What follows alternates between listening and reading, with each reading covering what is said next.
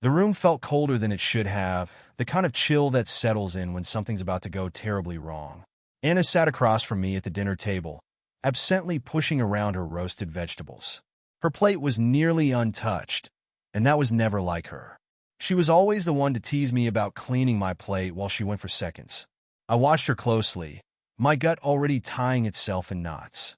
"You've barely eaten," I said, setting down my fork. "Is something wrong?"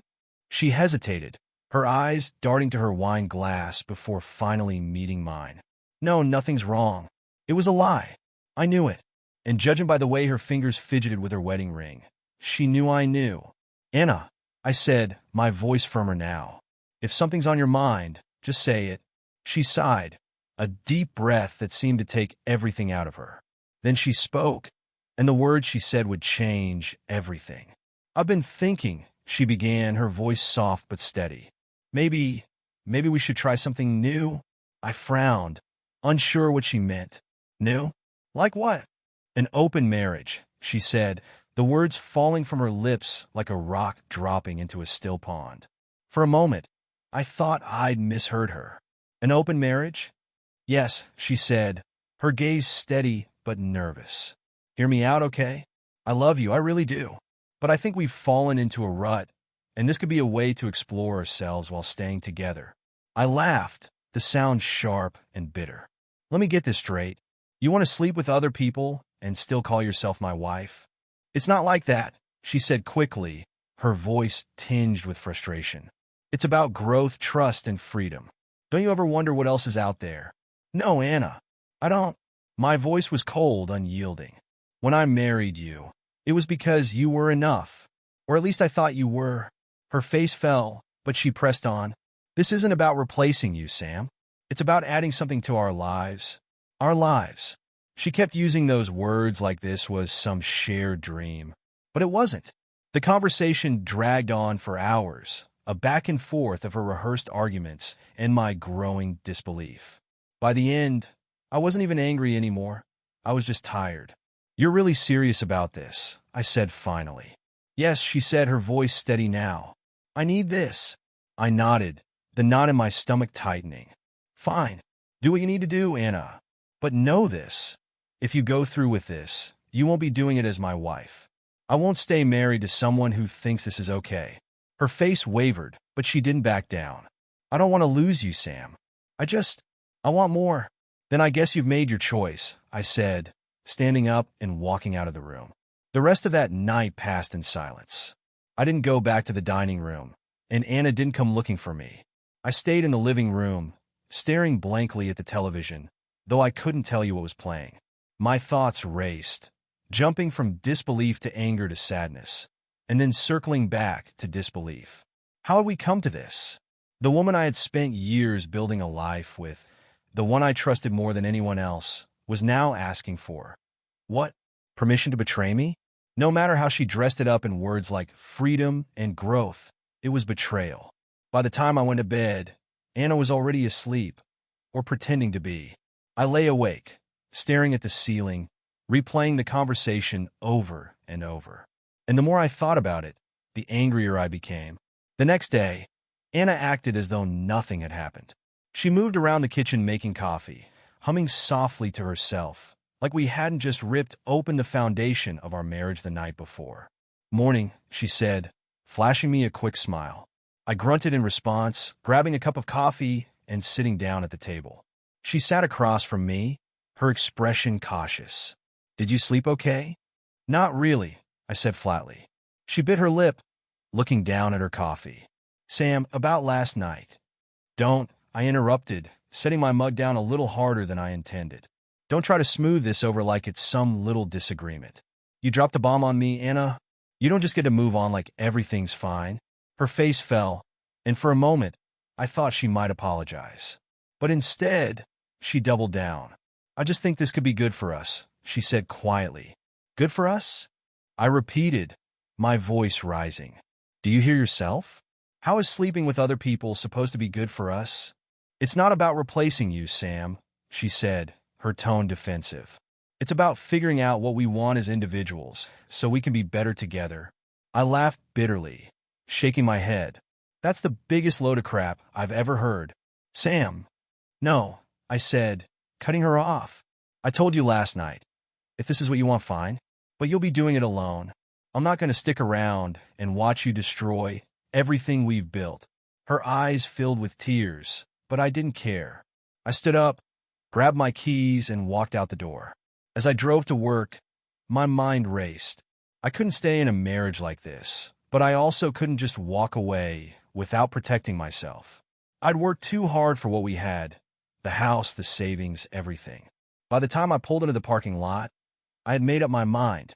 I wasn't going to sit around waiting for Anna to decide when or how to burn our marriage to the ground. I was going to take control. During my lunch break, I called a lawyer. I laid everything out: the open marriage proposal, my suspicions, and my need to protect my assets. The lawyer listened carefully, then gave me a plan. Step 1 was to gather evidence. Step 2 was to start separating our finances. Step 3 was to be patient and wait for the right moment to make my move. And so, that's what I did.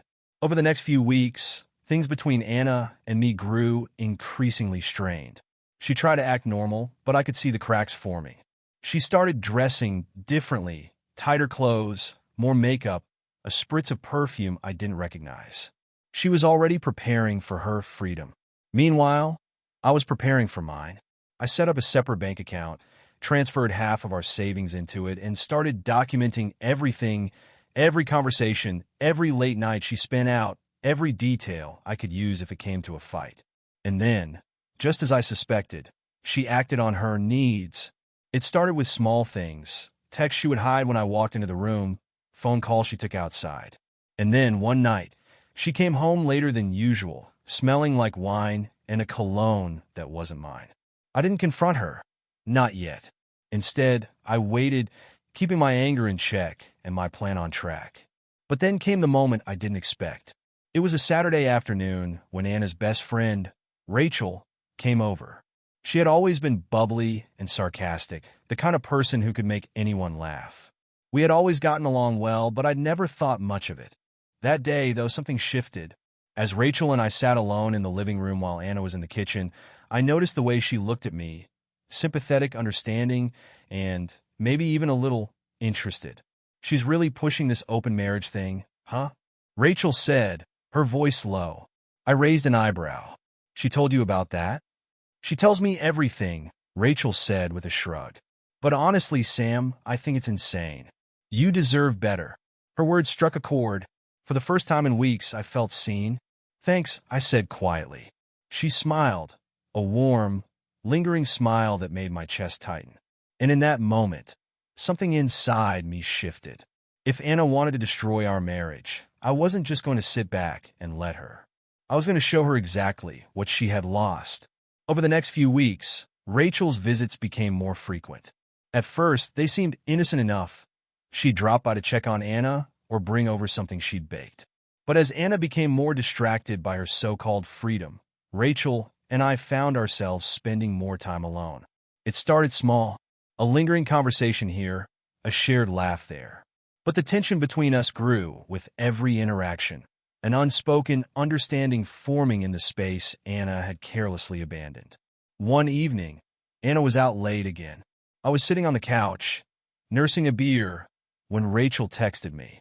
Hey, you okay? It was a simple question, but it hit deeper than I expected. Someone cared enough to ask. Not really, I replied. Seconds later, my phone buzzed again. Want some company? Rachel arrived 20 minutes later, carrying a bottle of wine and that same warm smile that had become a lifeline for me. We sat on the couch, sipping wine and talking, really talking, in a way I hadn't with Anna in months. Sam, she said softly, her voice hesitant. You don't deserve this. You know that, right? I looked at her, unsure how to respond. She's taking you for granted, Rachel continued. And it pisses me off because you're a good man, and she's too blind to see it. I felt my throat tighten, a mix of gratitude and something I couldn't quite name. Thanks, Rachel, I said quietly. She placed a hand on mine, her touch warm and steady. You're welcome. We sat there in silence for a moment, the air between us charged with something new. And then, before I could think better of it, I leaned in. The kiss was hesitant at first, a tentative crossing of a line we both knew existed. But as her lips softened against mine, the hesitation melted away, replaced by something neither of us could deny. Rachel and I didn't rush into anything after that night, but the line had been crossed. What had started as quiet companionship turned into something deeper, something real. Meanwhile, Anna continued to spiral deeper into her so-called freedom. She came home late, often smelling of cheap cologne and alcohol, her excuses growing thinner by the day. I didn't confront her, though. I didn't need to. Instead, I focused on building my case. Every late night, every suspicious text, every careless slip of the tongue, documented and stored. My lawyer was impressed by my thoroughness, assuring me that Anna wouldn't stand a chance in court. But it wasn't just about winning the divorce. It was about making her understand what she'd thrown away. It happened on a Friday night. Anna had been out all day, and Rachel was over at my place. We'd stopped pretending her visits were innocent. This was something more now, something neither of us felt the need to hide. We were in the living room, laughing over some ridiculous show on TV, when the front door opened. Anna stepped inside, her expression tired but shifting quickly to confusion, and then to rage, as she saw Rachel sitting beside me. "What the hell is this?" Anna demanded, dropping her purse on the floor. I stood up, my expression calm. "This is what you wanted, isn't it? Freedom. No strings attached. You set the rules, Anna. I'm just playing by them." Her face twisted with anger. "With my best friend? Are you kidding me?" Rachel stood, her face calm but defiant. "You don't get to play the victim here, Anna. You want an open marriage. You can't be mad that Sam found someone who actually appreciates him." Anna's jaw dropped, her eyes darting between us. "You're sleeping together?" I crossed my arms, my voice steady. "Yes. And you know what? It's the first time in months I've felt like I matter to someone." Her eyes filled with tears, but I didn't let myself soften. "You pushed for this, Anna," I said. "You destroyed our marriage because you wanted to explore. Well, congratulations. Now you get to see what it feels like to lose." She stepped back, her hands trembling. "Sam, I didn't mean for it to be like this. I thought we could. You thought you could have your cake and eat it too," I said coldly. "But it doesn't work that way. I'm done, Anna. The divorce papers are ready. You'll be hearing from my lawyer." Anna moved out the next day, taking little with her. The house was mine, protected by the legal steps I'd taken early on, and so was everything in it. She fought the divorce at first, trying to argue that she deserved more, but the evidence I had gathered left her with nothing. Meanwhile, Rachel and I grew closer, our bond deepening as we left the wreckage of Anna's betrayal behind. The last I heard of Anna, she was living in a small apartment on the other side of town, struggling to make ends meet. I didn't feel sorry for her. She'd made her choices, and now she had to live with them. As for me, I moved on. With Rachel by my side, I rebuilt my life, stronger, happier, and free from the chains of a love that had never been what I thought it was. The weeks that followed were a whirlwind of paperwork, court dates, and finality. True to form, Anna tried to stall the process, claiming that she had made a mistake and wanted to work things out. But my lawyer, prepared with the mountain of evidence I had painstakingly gathered, dismantled her every argument. The courtroom was a sterile place, cold and impersonal, but it suited the situation. Anna sat across from me, her once confident demeanor replaced by a nervous, almost fragile air. She avoided my gaze, but I could feel her stealing glances, as if hoping to find some lingering softness in me. There was none. My lawyer presented our case methodically, detailing her infidelity, her push for the open marriage, and the emotional and financial toll it had taken on me. The evidence was irrefutable. Text messages, late-night absences, even her own words about wanting to explore. Anna's lawyer tried to argue that the open marriage had been mutually agreed upon, but the judge didn't buy it. From the evidence presented, the judge said, his voice measured but firm, "It's clear that Mr. Carter was coerced into an arrangement he did not want, and that Mrs. Carter's actions directly violated the trust inherent in their marriage. The divorce is granted, and all assets will remain with Mr. Carter as per the prenuptial agreement." Anna's face crumbled as the gavel came down. It was over. Word spread quickly after the divorce was finalized. Our social circle wasn't massive, but it was tight-knit and people talked. Anna found herself increasingly isolated as friends distanced themselves from the mess she had created. Even Rachel's departure from her life hit her hard. They had been best friends for years, and now Rachel was with me, happy and thriving in a way Anna couldn't understand. Anna tried reaching out a few times, sending me long, rambling messages about how sorry she was, how she missed me, how she wished things could go back to the way they were. I never responded. Rachel and I didn't rush into anything serious right away. We both needed time to heal from the chaos Anna had left behind. But as the weeks turned into months, our bond grew stronger. What started as a shared understanding of betrayal blossomed into something real. Rachel was everything Anna hadn't been, kind, supportive, and genuine. She didn't play games or try to manipulate me. She simply cared, and that was enough. We started making plans, small ones at first, like weekend getaways or nights out at new restaurants. But over time, those plans grew bigger. "Sam," she said one evening as we sat on the porch, watching the sun set over the city, "have you ever thought about moving? Starting fresh somewhere new?" I looked at her surprised. "You mean like leave the city?" She nodded, her smile soft but hopeful. "Yeah, just a clean slate. No memories of the past, no reminders of her. Just us." I thought about it for a moment, then nodded. "Yeah, I'd like that." We sold the house a few months later. I had no attachment to it anymore. It was just a shell full of memories I didn't care to keep. Rachel and I found a small house in a quiet town a few hours away. It wasn't much, but it was ours. For the first time in years, I felt at peace.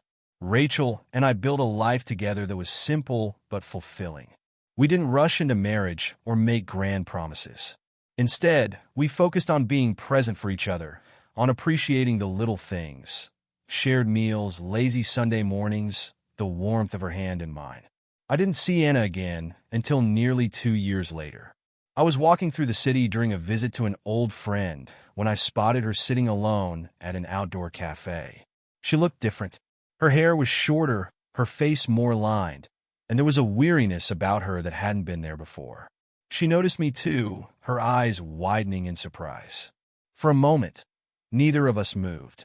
Then, hesitantly, she stood and approached me. "Sam," she said, her voice quieter than I remembered. "Anna." We stood there, the awkwardness between us thick.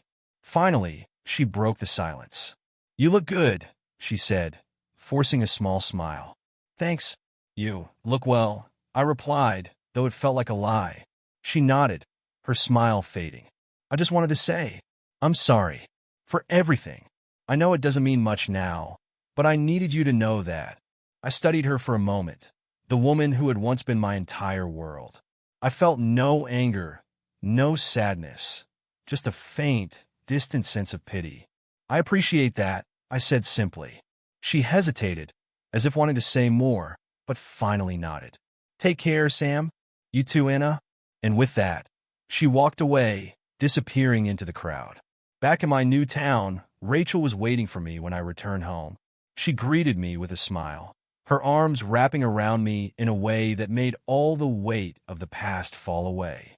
"You okay?" she asked, sensing something in my expression. I nodded, pulling her close. "Yeah, I'm good. Better than I've been in a long time, and I meant it, because for the first time in years, my life was mine again.